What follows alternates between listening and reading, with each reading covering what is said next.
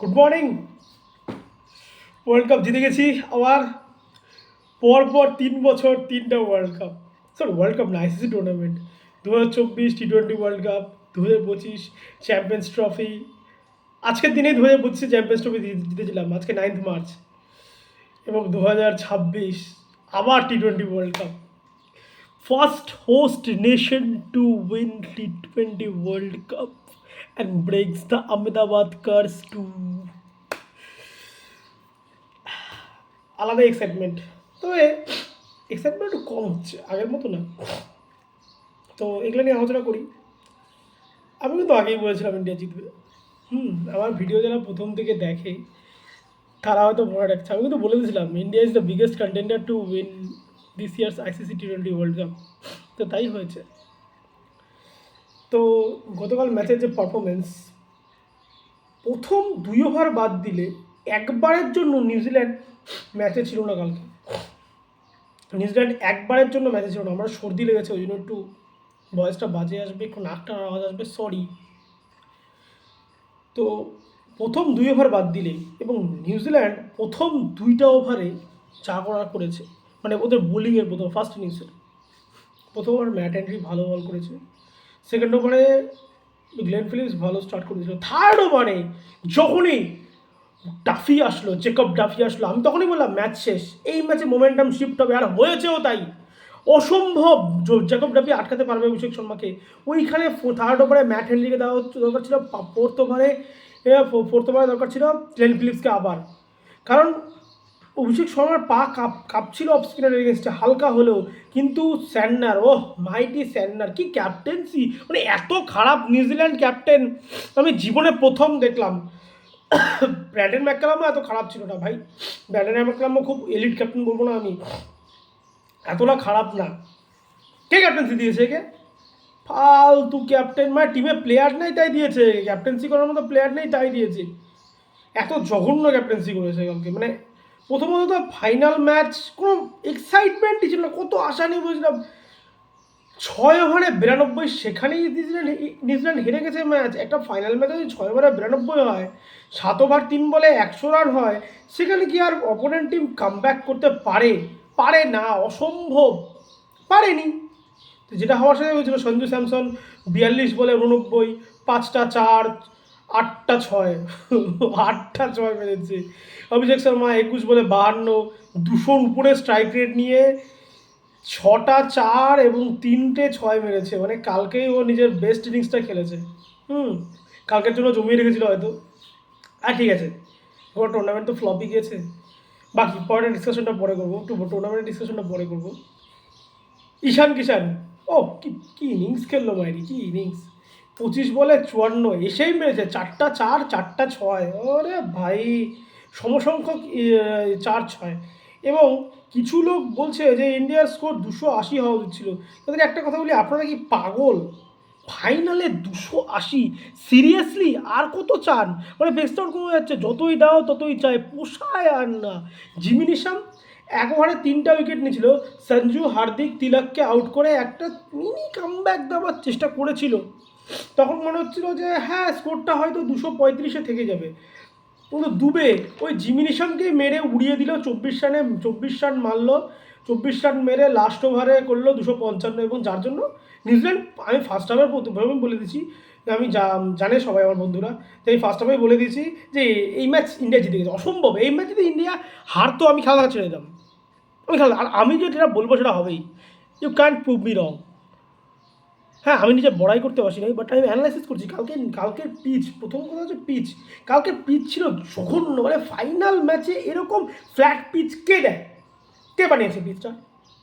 কিউরেটারকে আমি রাস্টিকেট করে দিতাম যে কে করেছে এরকম পিচ কেন? ফাইনাল ম্যাচ চলছে একটা, এরকম একটা পিচ যেখানে কোনো সুইং নেই, সিম নেই, স্পিন নেই, বোলারদের জন্য কিচ্ছু নেই, বোলারদের বদ্ধভূমি বানিয়েছে।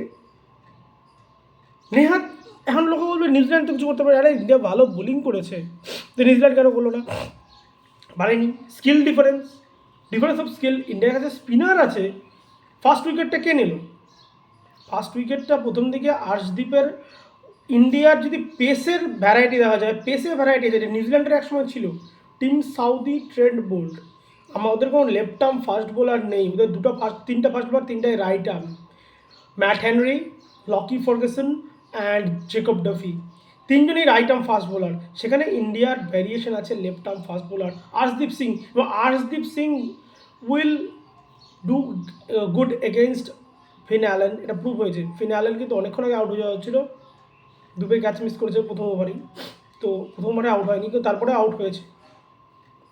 তারপরে বাপু এসে ব্রেক করেছে, বরুণ চক্রবর্তীতে খেলতে পারেনি। যাক, তো যেটা বলছিলাম আর কি, তো ইন্ডিয়ার বোলিং ডিফারেন্ট, স্কিল সেটটা আলাদা, স্কিল সেটটা প্রপার ডিফারেন্ট ছিল। আর ইন্ডিয়া যেভাবে স্টার্টটা করেছে, অভিষেক শর্মা, আমার খুব ভালো লেগেছে অভিষেক শর্মা যেভাবে স্টার্ট করেছে। প্রথম বল থেকে মারার জন্য দেখে নিয়েছে, যখন চান্স পেয়েছে তখন মেরেছে। এইভাবেই তো খেলতে হয় অভিষেক ভাই, তুমি শিখেছো, আমি খুশি। এভাবেই ক্রিকেট খেলতে হয়, প্রতি বলে চোখ কান বন্ধ করে চালাতে হয় না, এভাবেই খেলতে হয়। লাইফও এভাবে চলে, জীবনও সব কিছু চলে, রোজ সমান আসবে না। দেখে নাও, তারপরে মারো, 20 ওভার আছে, কুড়ি ওভার অনেক সময় ভাই। আমি এমন দেখছি লাস্ট 5 ওভারে 100 রান হতেও দেখছি, বিরাট কোহলির মতো করেছে। তুমি তো ব্লাইন্ড স্লগার, ও তো স্লগারও না ভাই, তো পাওয়ার হিটার ও করেছে, তাহলে অনেক টাইম। তো এটা তো কালকের ম্যাচের যেটা রিভিউ গেল, যে আমার ভালো লাগেনি কালকের ম্যাচটা, টু বি অনেস্ট বলছি, বিরক্ত লেগেছে, বোরিং লেগেছে। যে এর থেকে খারাপ, আমার দেখা সবথেকে খারাপ ফাইনাল, সবথেকে খারাপ ফাইনাল, কোনো এক্সাইটমেন্ট নেই। একটা ফাইনালে একটা টিম 92 রানে জিতছে, ম্যাচ হলো এগুলো, হ্যাট ঘন্টার মাথা ম্যাচ। তো ভালো লাগেনি। নিউজিল্যান্ডের বোলিং খুব বাজে হয়েছে, খুব বাজে, মানে এক নাগারে একই জায়গায় বল দিয়ে গেছে আর মেরে গেছে। সঞ্জু স্যামসন 6 গুলো মারছিল একই জায়গায়, লকি ফার্গুসন আসছে গায়ের জোরে বল করে যাচ্ছে, 140 প্রতিটা বল সঞ্জু মেরে হয়ে যাচ্ছে। 2 ওভারে 48 গেছে লকি ফার্গুসন, 2 ওভারে।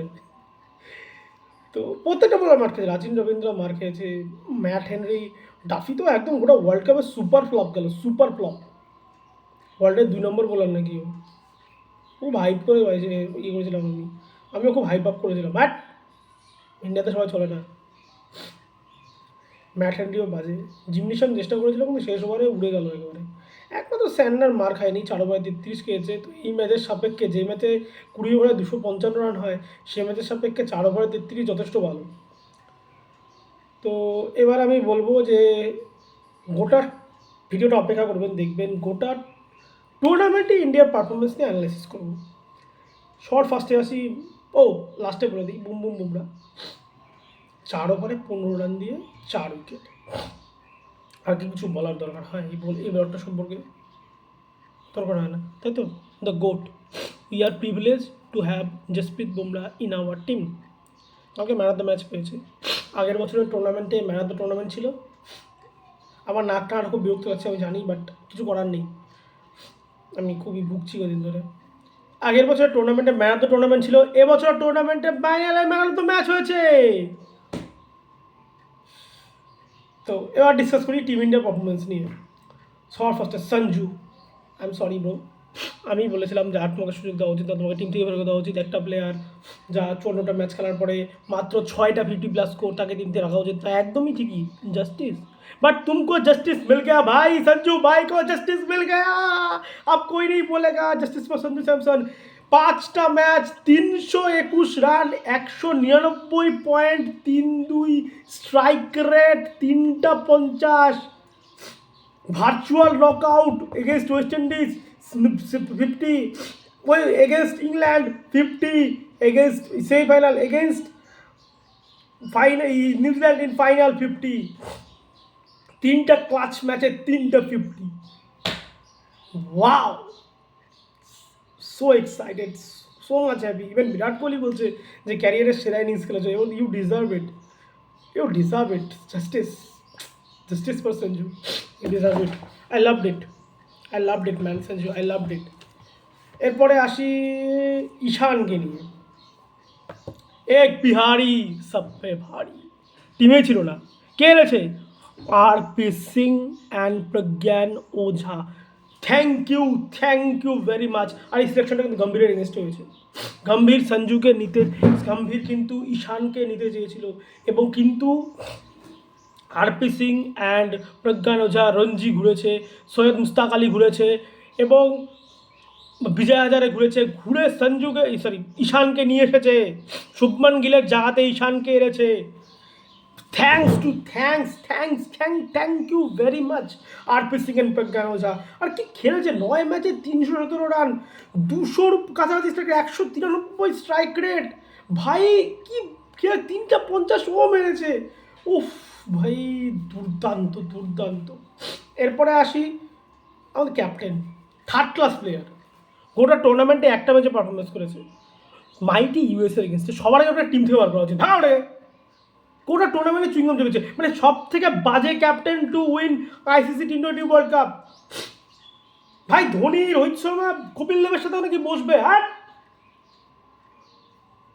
ফালতু ক্রিকেটার, যেমন ক্রিকেটার হিসেবে ফালতু।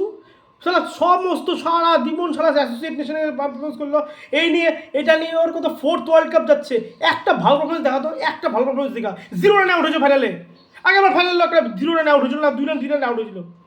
ফালতু ক্রিকেটার, টিম থেকে বার করা উচিত সবার আগে ওটাকে। ফালতু একটা ক্রিকেটার, 242 রান করছে বলবে, হ্যাঁ 242 রান, সারা 84 রান তো ইউএসএর এগেনস্টেই করেছে, 84 রান 89 করেছিল, বাকি ম্যাচ হলে কি 140 রান করেছে। ফালতু ক্রিকেটার, সবার আগে ওটাকে 3 থেকে বার করা উচিত। হ্যাঁ, এরপর আছে হার্দিক ক্লাচ।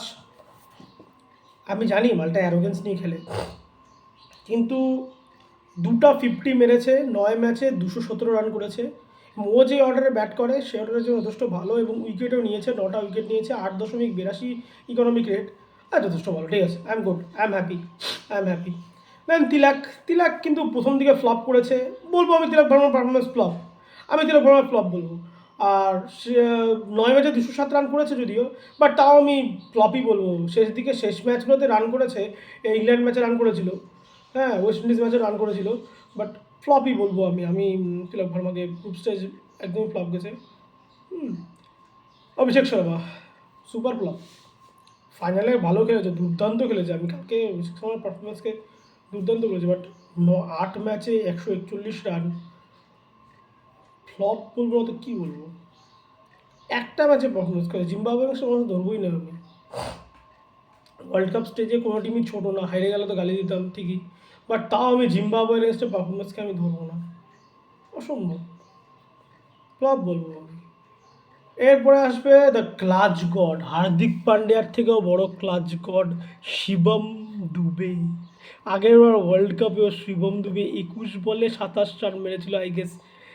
ওইখানে কিন্তু আমরা অনেকটা অ্যাক্সিলারেট করেছিলাম, এবং যার জন্য 160 প্লাস হয়েছিল আমাদের, না হলে কিন্তু 160 প্লাস হতো না। এবং কালকেও 250 পার করেছে দুবে, দুর্দান্ত ইনিংস খেলেছে কালকে। দুবে করেছে 8 বলে 26 রান, 2টা 6, 3টা 4, লাস্ট ওভারেই তার মধ্যে ছিল বেশিরভাগ। তো দুবে লাস্ট ওভারে 24 রান, কিন্তু দুবেকে কিন্তু ভাই, দুবে যে 5টা উইকেট নিয়েছে, 5 স্টার পারফরমেন্স, এবং এই ওয়ার্ল্ড কাপে সব থেকে আন্ডাররেটেড প্লেয়ার দুবে। কেউ কিন্তু বলবে না দুবের কথা, না দুবে ভালো খেলছিল, কেউ বলবে না। 239 রান করেছে দুবে, 235 রান করেছে, মাথায় রাখতে হবে হার্দিক পান্ডিয়ার থেকে বেশি, এবং 5টা উইকেট নিয়েছে। ও কিন্তু বোলিং কিন্তু ওর কাজ না, তাও 5টা উইকেট নিয়েছে। ও কয় ওভার বল করেছে? একদমই বল করেনি। দুবে দারুণ করেছে ভাই, শিবম দুবে দারুণ, হ্যাটস অফ শিবম দুবে। এরপর আসে বোলিং বিভাগে বুমরাকে নিয়ে আবার বলতে হবে কি? আচ্ছা বলি, 8 ম্যাচে 14 উইকেট, 6.21 ইকোনমি রেট, আর কিছু বলবো না, ব্যাস হয়ে গেছে। বরুণ চক্রবর্তী 9 ম্যাচে 14 উইকেট, 9.26 ইকোনমি। এইবার বরুণ চক্রবর্তীর ইকোনমি রেটটা সুপার 8 অ্যান্ড মানে নকআউটসে খুবই খারাপ ছিল। বরুণ চক্রবর্তী ফ্লপড ইন নকআউটস। সুপার 8 কত 8 হচ্ছে কি? হ্যাঁ সুপার 8 আর সেই পারলে বরুণ চক্রবর্তী খুব খারাপ খেলেছে, বাট তাও আমি বলবো Varun Chakravarthy is good bowler, মার খেতেই পারে, ঠিক আছে, হতেই পারে, সবাই বুমরা হয় না, বাট বরুণ চক্রবর্তী দারুণ খেলেছে, দুর্দান্ত খেলেছে। अर्शदीप पाजी क्या बोले आपके लिए, 8 ম্যাচে 9 উইকেট কম নিয়েছে, বাট রানও পড়েনি খুব একটা, খুব ক্লাচ পারফরমেন্স দিয়েছে। সেমিফাইনালে আর্শদীপের বোলিংটা খুবই আন্ডাররেটেড ছিল, কালকে ফিন অ্যালেনকে আউট করেছে। তো ভাই আর্শদীপকে ছোটো করা যাবে না। হুম, তো সরি ফিনালেনকে আউট করেনি, কালকে উইকেট নেয়নি আর্শদীপ। ফিনালেনকে আকসার বাপু আউট করেছে, বাপু বাপু বাপু ও হো হো হো। কি বলবো বাপুকে নিয়ে, একটা ম্যাচ বাপু খেলেনি, ইন্ডিয়া জাস্ট ধসে গেছিল। আরে বাপু 7 ম্যাচে 11 উইকেট, কালকেও ফিনালেনকে উড়িয়েছে বাপু। বাপু বাপু বাপু ভারতে এতদিন আমরা ভারতের স্বাধীনতা আন্দোলনে বাপুর অবদান পড়েছি, এইবার বাপু ভারতের বিশ্বকাপ জয়ে বাপুর অবদান কি? আগেরবার 47 রানের ইনিংস খেলেছিল, হ্যাঁ মনে আছে, আগেরবার বিরাট কোহলির সাথে দুর্দান্ত পারফরমেন্স পার্টনারশিপ করেছিল, 47 রানের ইনিংস খেলেছিল। এইবার একটা মানে ব্যাট হাতে কিছু করেনি ওয়ার্ল্ড কাপে, বল হাতে কাঁপিয়ে দিয়েছে। বন্দে মে থা দম, বন্দে মাতরম। বাপু বাপু আর কে, আর কি, আর থাকলো যে কুলদীপ একটাই ম্যাচ খেলেছে পাকিস্তানের এগেস্টে, ঠিক আছে ডিসেন্ট। মিয়া মিয়া ভাই, আই অনলি বিলিভ ইন জাসি ভাই, game changer player he is. এবারে একটাই ম্যাচ খুলেছিল, জাসি ভাইয়ের জায়গাতেই খেলেছিল, 3 উইকেট নিয়েছে, 7.25 ইকোনমিতে, ঠিক আছে। মিয়া ভাই, মিয়া মিয়া মিয়া ভাই, মিয়া ভাই দারুণ। তো এই ছিল আমার ওয়ার্ল্ড কাপের কোয়ারিজ। তো আবার T20 ওয়ার্ল্ড কাপ অনুষ্ঠিত হবে 2028 সালে, মেবি অস্ট্রেলিয়াতে, আই গেস অস্ট্রেলিয়া নিউজিল্যান্ডে, আই গেস। তো কোথায় থাকবো, কখন থাকবো, আদৌ চ্যানেলটা থাকবে কি না, আমি থাকবো কি না জানি না। দেখা হচ্ছে খুব শীঘ্রই IPL এর ভিডিও নিয়ে। Stay tuned.